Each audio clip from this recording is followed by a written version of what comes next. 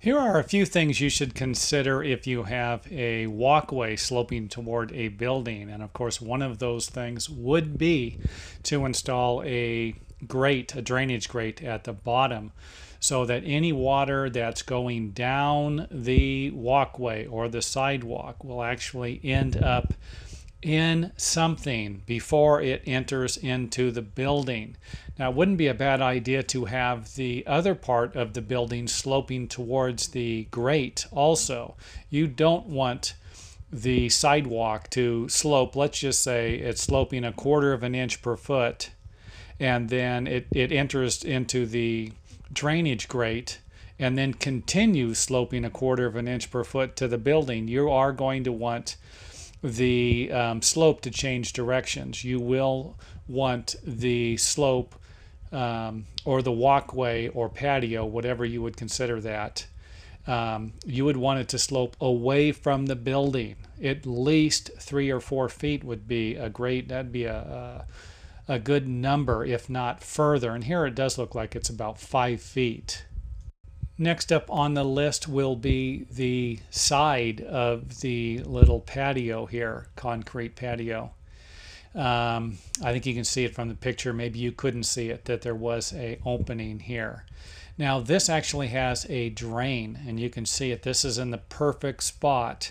The drain will actually pick up any of the water, or I should say most of it, that is going to be sloping again towards the building.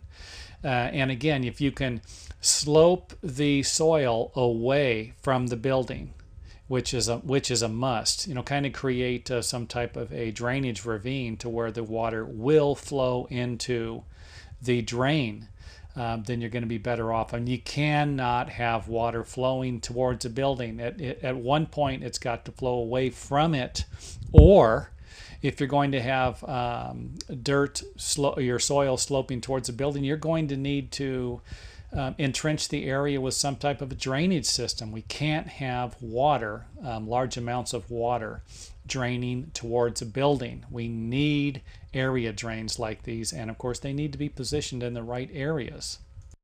Last but not least, you should make sure that the concrete curb, walkway, patio is at least a minimum of an inch, if not higher, than the soil. And you can see here that the soil almost looks like it's even with the walkway, and that isn't going to be a good thing when you have water rushing down the walkway. I mean, the water coming down the walkway, the water that's going to be in the soil will actually in most cases will drain onto the walkway, and then when it's done raining, you will end up with debris on the sidewalk, which we all know what loose debris, sand, gravel, dirt, it can become slippery, and that's not going to be a good thing. So maintain areas like these, and of course this video was just made for the design purpose only.